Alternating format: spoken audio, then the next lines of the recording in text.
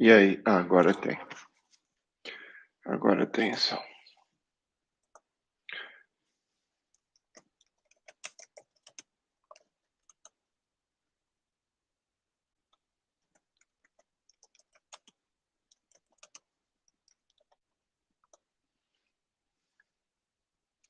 Bom, agora vamos ver se esse povo entra.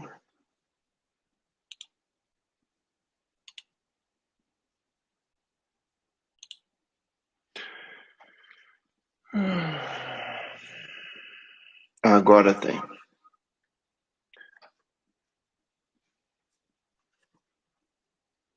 Complicado hoje, mas parece que agora deu certo. Oh, Jesus, cada semana é uma coisa. Mas eu mexi no meu computador para poder melhorar um pouco o desempenho do Windows, que estava muito lento.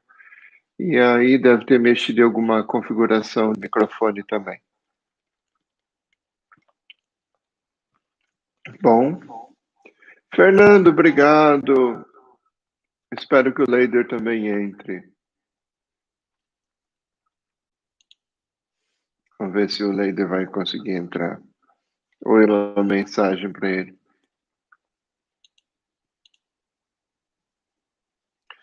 Vamos ver. Pois eu tenho que apagar todas as tentativas para deixar um só. Porque senão não tem jeito. Ah, meu Deus.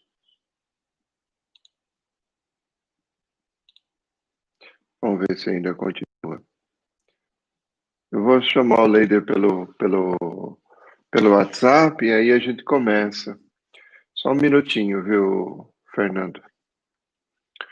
Como que vai a vida por aí? Tá tudo em ordem? Como é que tá a família? Como é que estão todo mundo aí com a história de Covid? Tá tudo complicado ultimamente, né?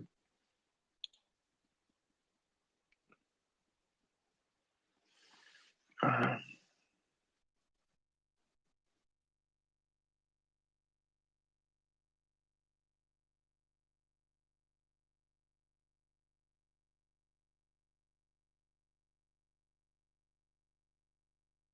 e agora? Vai. Ah, agora. Você tá bem, Leida? Eu tava indo lá te chamar para ver se você conseguir. Uf, eu vi que você colocou. Eu rezei pela sua família hoje, às 11 horas da manhã. A situação está complicada. Aqui também a situação está complicada, porque justamente porque essa segunda onda agora está pegando o pessoal mais desprevenido que a primeira onda. A primeira onda o pessoal ainda tinha uma gordura para queimar, dinheiro e tal. Agora o pessoal está perdendo emprego, está complicado. Bom, vamos falar da Pascha em Terres. Ah, esse é o Cura Dars.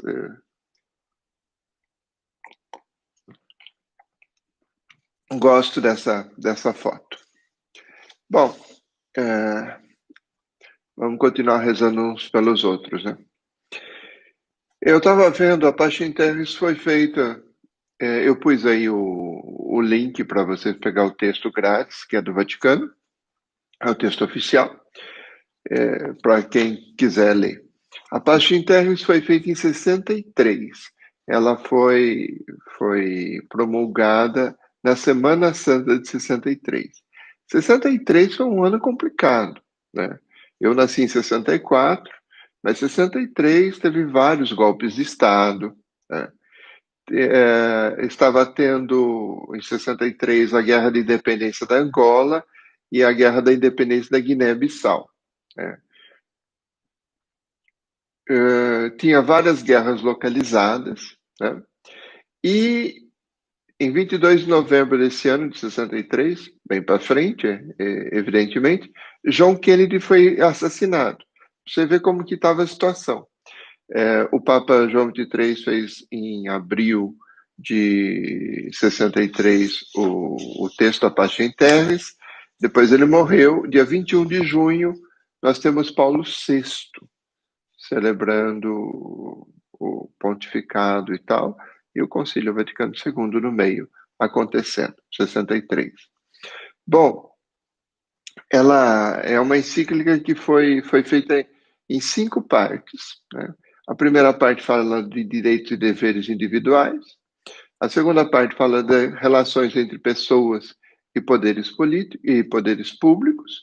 A terceira parte fala de relação entre comunidades políticas. A quarta parte, relações entre pessoas e comunidades políticas com a comunidade mundial, quer dizer, individualmente, pessoas e países com o mundo global, e aí fala da ONU e tal, né? E por último, ele faz, a quinta parte, ele faz umas diretrizes pastorais. É interessante porque João XXIII, embora fosse um papa muito, teologicamente muito conservador, né, ele tinha uns lances bem interessantes. Um deles é que ele constrói a encíclica de baixo para cima. Normalmente, todas as encíclicas são construídas de cima para baixo. Mas João 23 fala de direitos e deveres individuais, pessoas e poderes públicos, depois relações entre as comunidades políticas, depois entre as pessoas e as comunidades políticas com a ONU. Então, ele vai construindo de baixo para cima. Interessante, porque é a primeira encíclica que eu vejo assim, de baixo para cima. Tá? No número 9, por exemplo, ele fala de direitos e deveres individuais, invioláveis, universais e inalienáveis, ou seja, os direitos e os deveres pessoais de cada cidadão, né, não são possíveis de ser transferidos. Em uma convivência humana bem construída e eficiente, é fundamental o princípio de que cada ser humano é pessoa, isto é, natureza dotada de inteligência e vontade livre. Por esta razão, possui em si mesmo direitos e deveres que emanam direta e simultaneamente de sua própria natureza. Trata-se, por conseguinte, de direitos e deveres universais, invioláveis, inalienáveis. Oi, Márcia, tudo bem com você? Eu tive alguns problemas para entrar uma vez, mas agora parece que deu certo.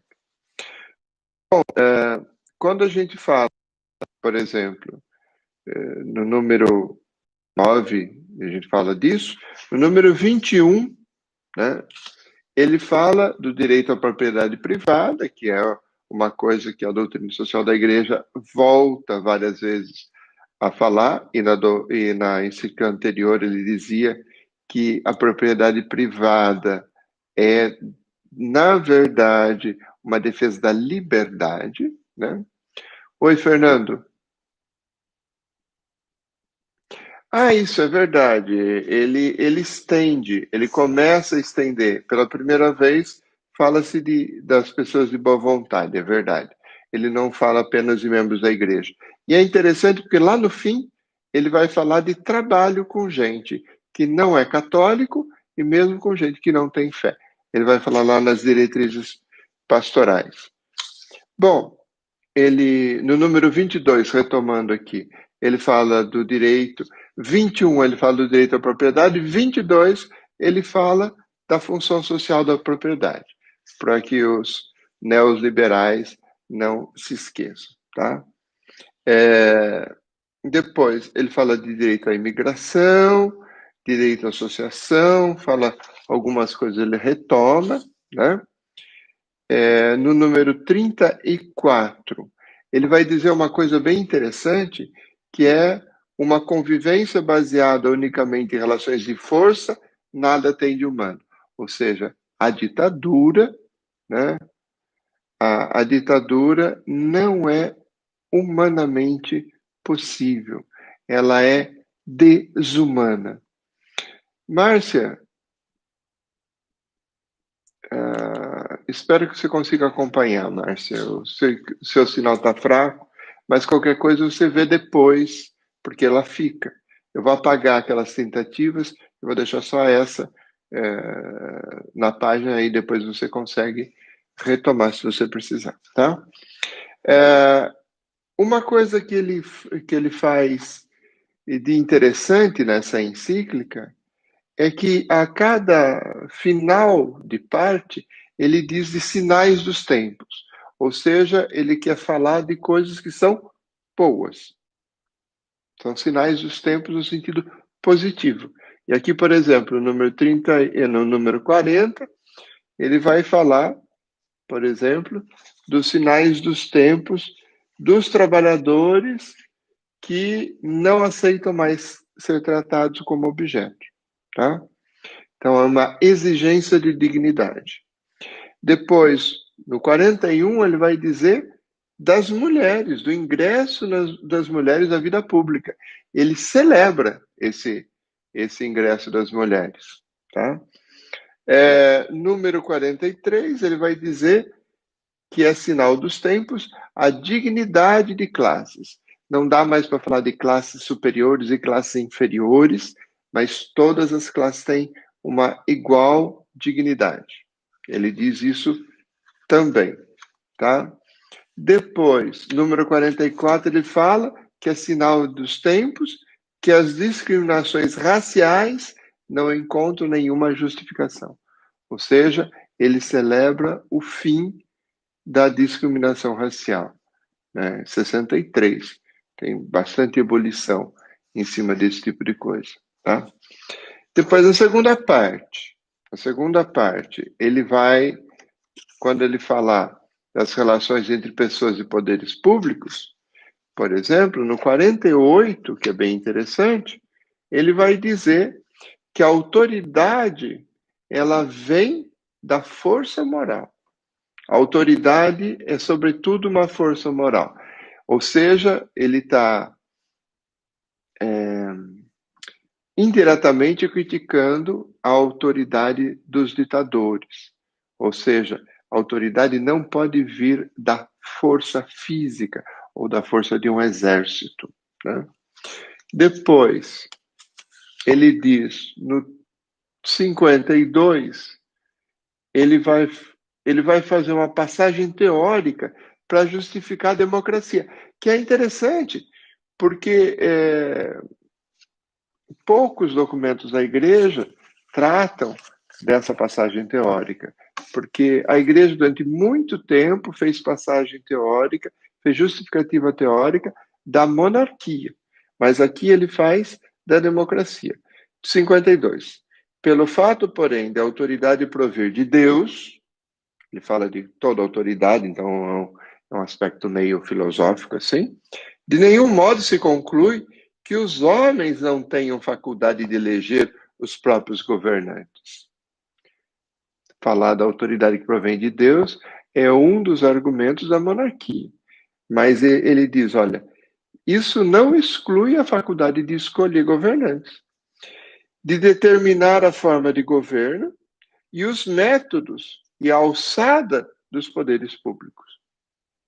Então, ele faz aqui uma passagem da teoria católica do poder que vem de Deus e que vai parar na mão e na cabeça do rei, mas agora ele pega o poder que vem de Deus e joga para o povo. É interessante isso. É uma passagem teórica bem interessante que ele faz, tá? Depois, no número 57, aliás, no 67, ele vai dizer, retomando essa questão da autoridade aqui do povo, no 67, ele vai dizer que não se pode determinar uma vez por todas qual forma de governo é mais idônea. Ou seja, se é monarquia, se é democracia, tá? Quais os meios mais adequados para os poderes públicos desempenharem suas funções, tanto legislativas como administrativas ou judiciárias? Ou seja, ele coloca uma dúvida na capacidade dos governos de gerenciar, mas ele diz, olha, a forma do governo mais idônea é a forma que mais dá certo. Isso é bem interessante para uma igreja que durante séculos justificou a monarquia e tinha dificuldades com a democracia. Bom, no 74, ele fala da necessidade da renovação das lideranças políticas, porque é uma época que ainda tem muito caudilho. Bom, até hoje nós temos caudilho no Brasil, mas tem muito caudilho ainda, né? Ele diz no 74, além disso, o suceder-se dos titulares nos poderes públicos impede-lhes o envelhecimento e assegura-lhes, impede o envelhecimento dos poderes públicos, né? Impede-lhes o envelhecimento e assegura-lhes a renovação, de acordo com a evolução social.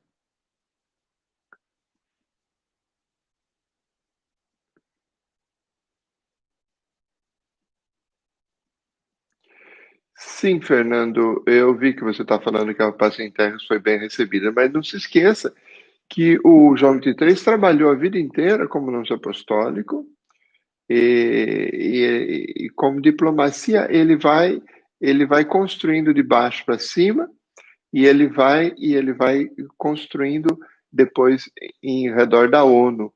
Então ele não afronta o mundo político, como é o caso de Pio XI, e ele também não acende duas velas, como é o caso de Pio XII. Mas ele faz uma declaração bem interessante aqui. O texto é bem interessante, embora ele seja bastante tradicional. Leider, Weber diz isso: se não há poder, não há autoridade. Nisso dá para ver as ideias da evolução de Newman, né? Sim, sim. O Newman vai mostrando que a evolução da teoria, a evolução do dogma, ele vai se fazendo a partir do aprofundamento. E nisso, eu acho que Newman tem bastante razão. Mais alguma pergunta, meus irmãos? Ou nós vamos para a parte 3? Não. Os sinais dos tempos da parte 2, desculpe. Ele fala, no número 75, ele coloca como sinais dos tempos os direitos humanos. Tem muito tradicionalista que ainda tem dificuldade com os direitos humanos, né? No 76, ele fala das constituições. Ele fala como evolução, né, as constituições. Tem-se, aliás, em cada estado, a elaboração em termos jurídicos de uma constituição na qual se estabeleça o modo de designação dos poderes públicos, a reciprocidade de relações entre os diversos poderes, as suas atribuições, os seus métodos de ação. Ou seja, quando ele fala de Constituição, ele celebra como sinal dos tempos do século XX.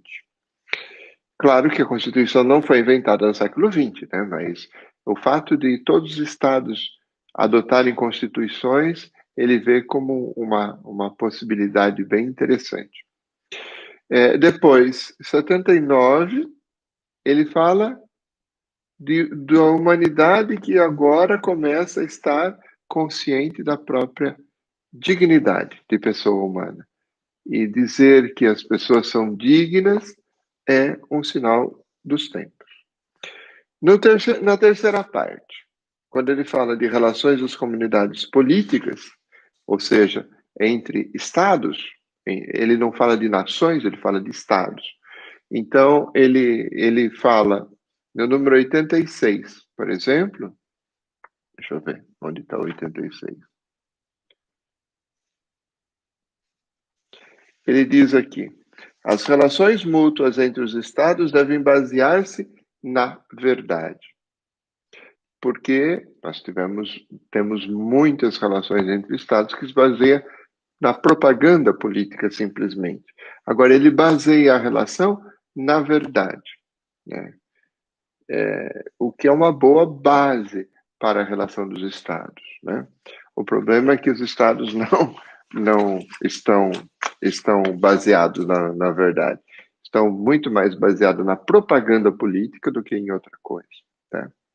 No número 92, ele chega a dizer, e aqui que é interessante, ele chega a dizer que o Estado tem direito ao bom nome e à devida estima. Isso, bom nome e devida estima, é um direito individual.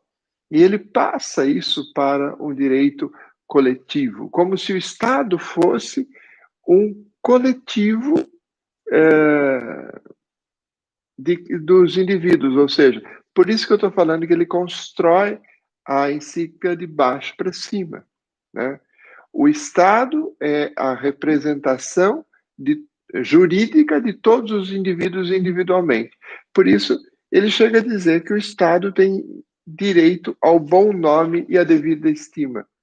Isso dá para perceber que como ele constrói a encíclica dele. Vamos ver, Leider, o que você... Faz sentido porque toda autoridade emana de Deus e somos todos filhos dele.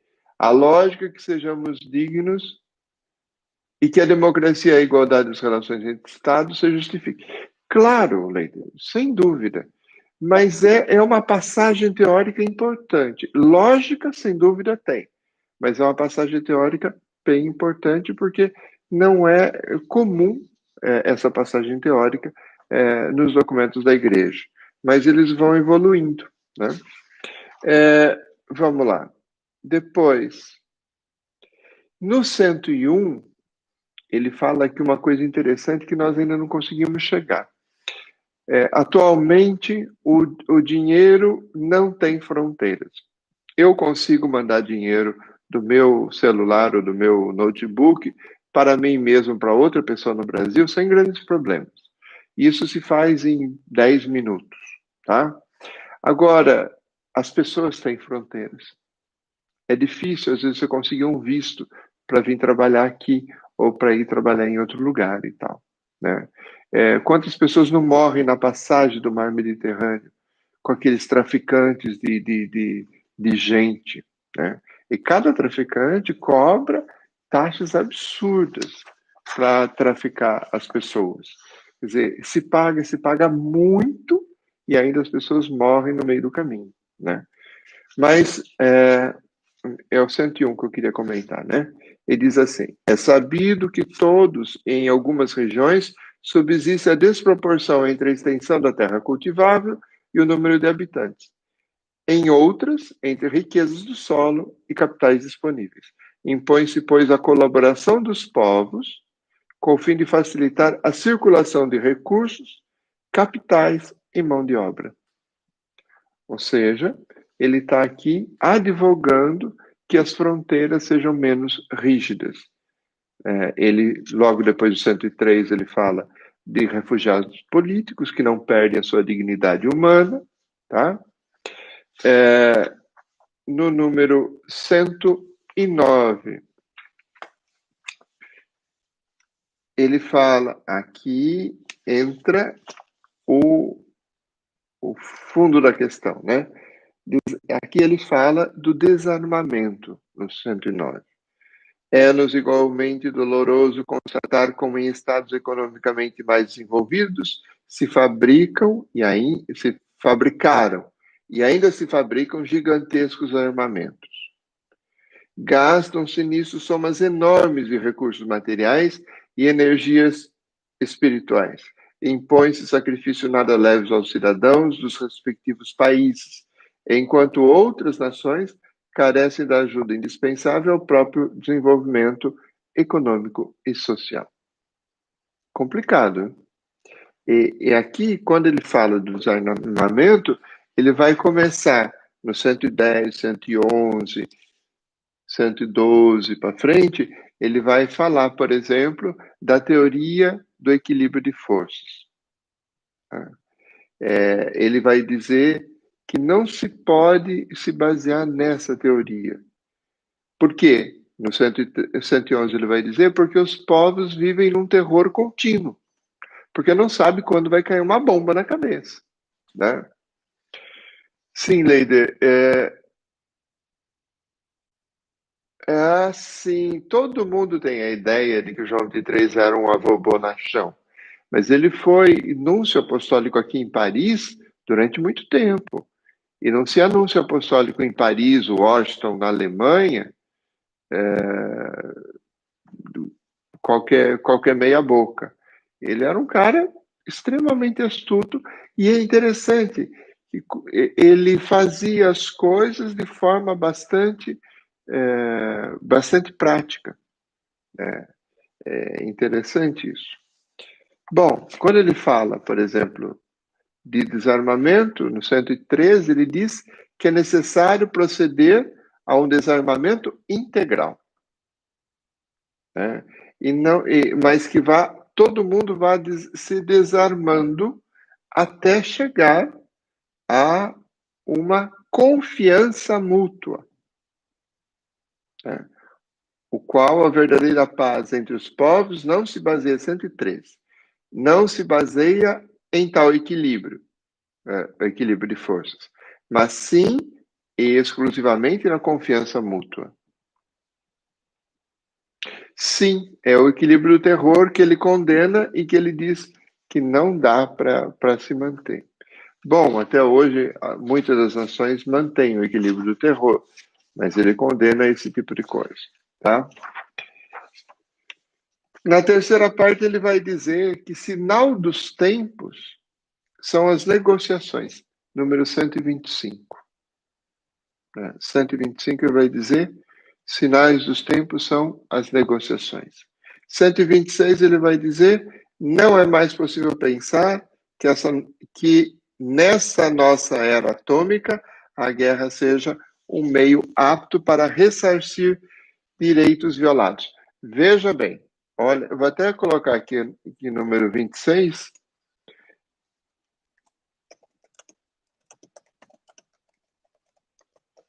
Não é mais possível pensar que nessa nossa era atômica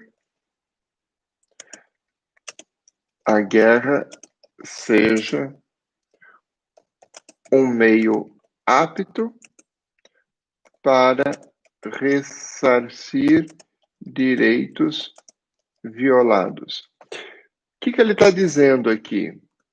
Ele está dizendo que a doutrina da guerra justa que existia até agora não pode mais ser colocada.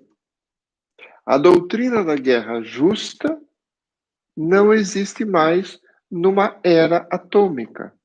E esse é o grande problema.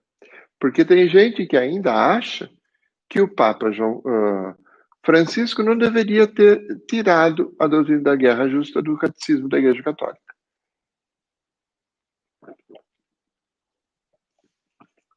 Eu demorei tanto para fazer, para começar o chat, que o meu chá esfriou.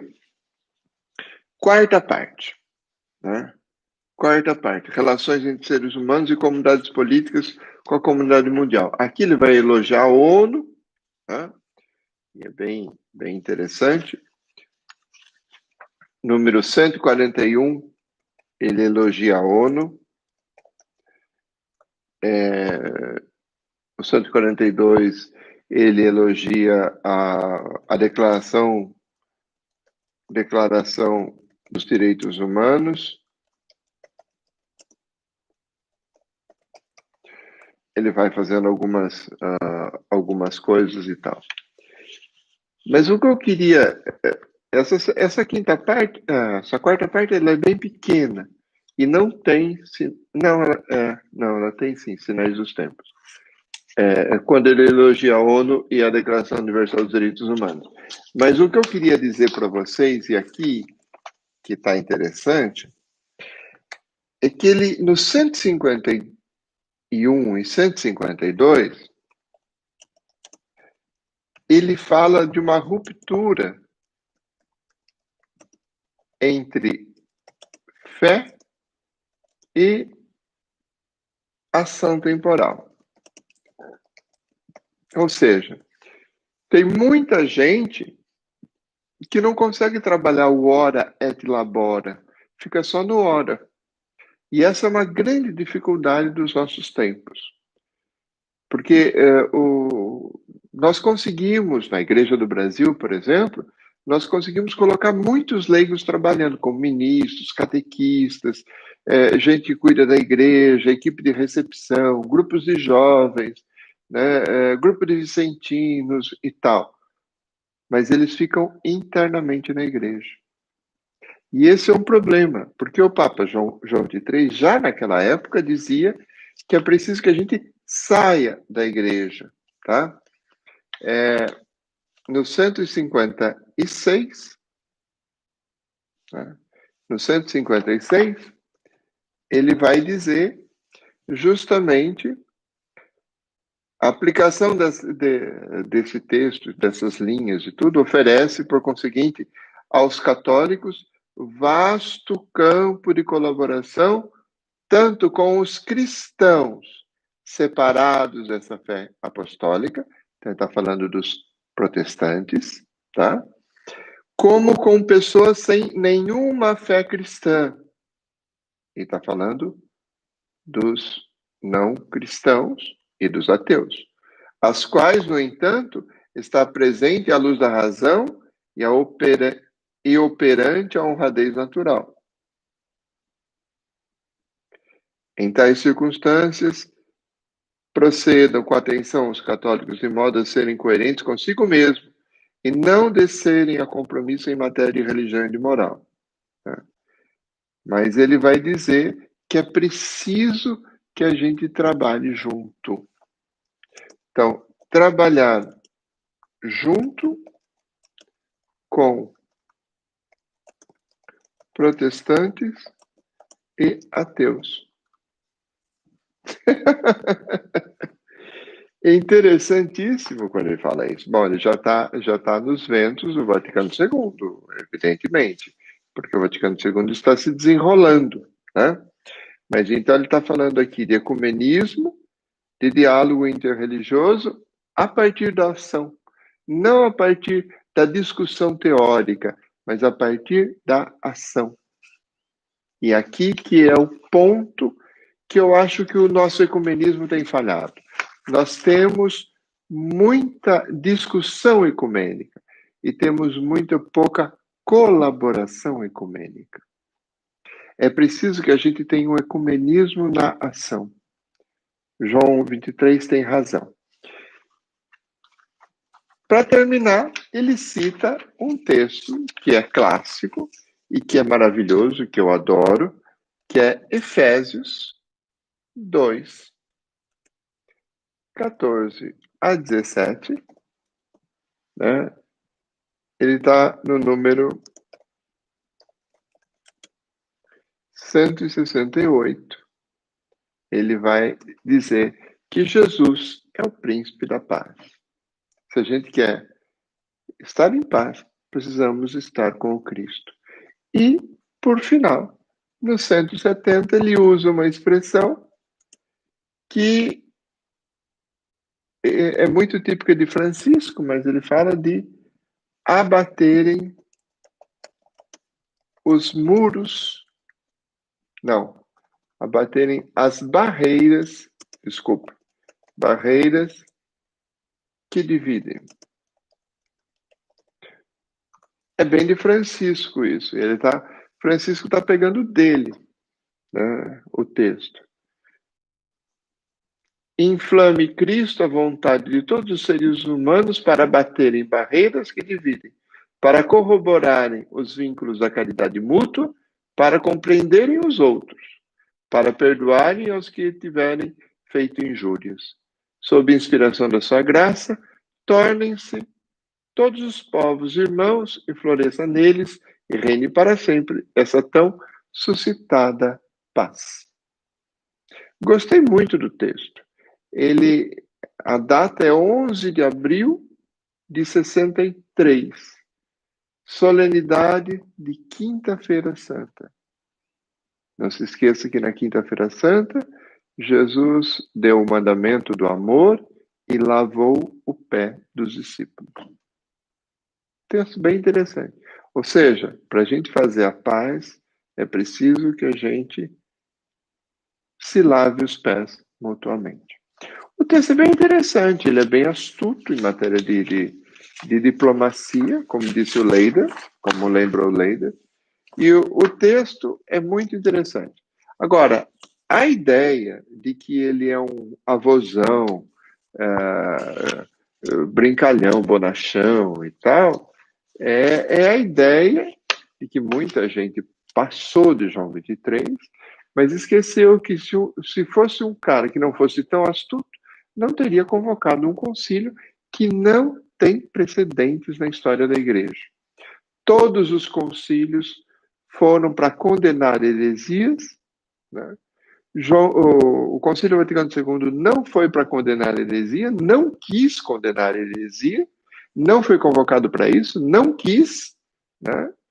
E foi numa época em que ele foi convocado para dizer coisas positivas.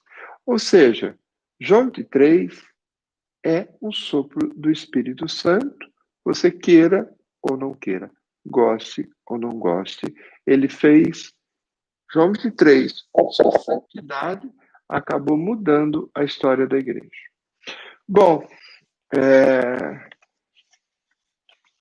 nós vimos a Pascha Terres, né? E eu gostaria que a gente pudesse dar uma. Para terminar João 23, a gente visse o discurso inaugural de abertura do Concílio Vaticano II. Acho que a gente precisaria dar uma olhada de novo nesse texto. O que vocês acham? Ou vocês sugerem que a gente vá para Popularum Progressio? E eu espero um pouco a manifestação de vocês.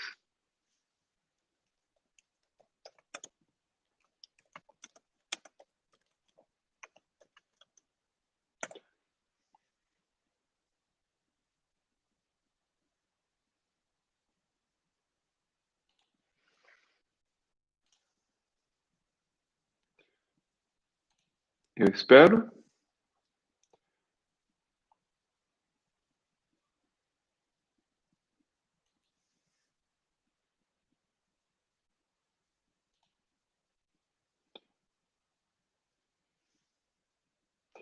A gente, depois da Mater e Magistra, seria Popularum Progressio. Vocês acham que... E aí a gente entra em Paulo VI, Popularum Progressio, 80ª Adveniens,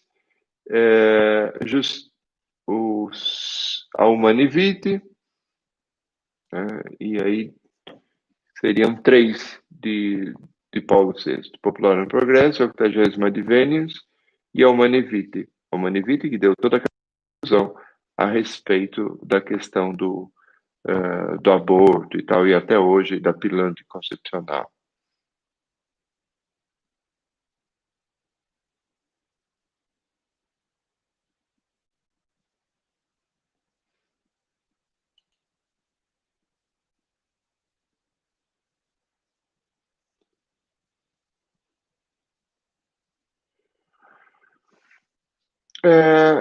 Leida, os ortodoxos têm sim. Nós temos uma espécie de concordata. Eu precisaria pesquisar para te dar, mas eu posso pesquisar e te mostrar. Os documentos do Vaticano II falam muito bem dos judeus e dos ortodoxos, como os judeus como os nossos pais e os ortodoxos como os nossos irmãos, né? E aí também fala dos protestantes, e aí também fala dos anglicanos. Mas eu precisaria pesquisar um pouquinho para ver a questão dos ortodoxos. Eu vou até anotar, que é uma boa sugestão para a gente pensar a questão do diálogo ecumênico.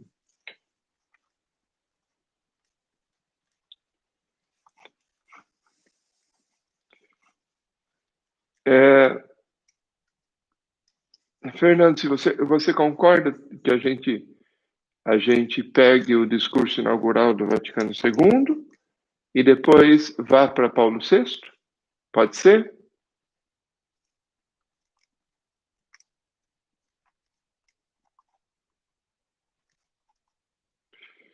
O discurso inaugural do Vaticano II está no compêndio, né?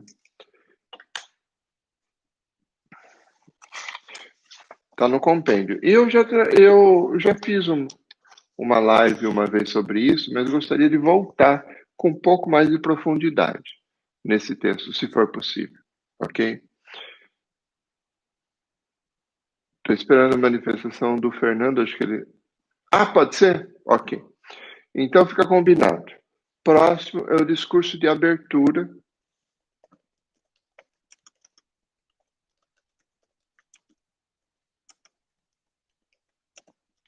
do Vaticano II.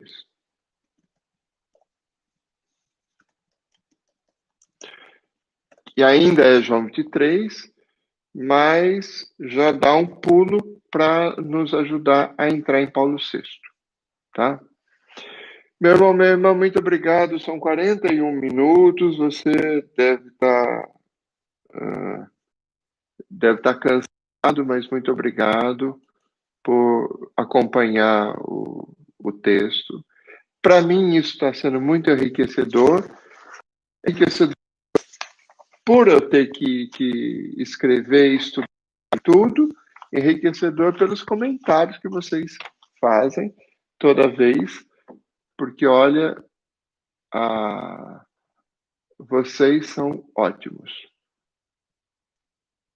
A Márcia, o Leider e o Fernando, que estão sempre aqui, né, são ótimos, por sinal. Ah, tudo bem, Márcia. Agora você pega, a hora que acabar que eu encerrar, vai ficar lá. Então aí você pode pegar e acompanhar numa hora que você estiver mais tranquila, pega o texto e vai acompanhando os comentários, tá bom? Um abraço, irmã Leider. Continuo rezando pela sua família. Fernando, que você como diácono me dê uma bênção também.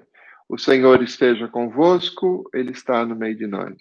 A bênção de Deus Todo-Poderoso, Pai, Filho e Espírito Santo, desça sobre todos nós. Permaneça hoje e sempre. Amém. Deus abençoe. Boa tarde para vocês, uma boa noite para mim.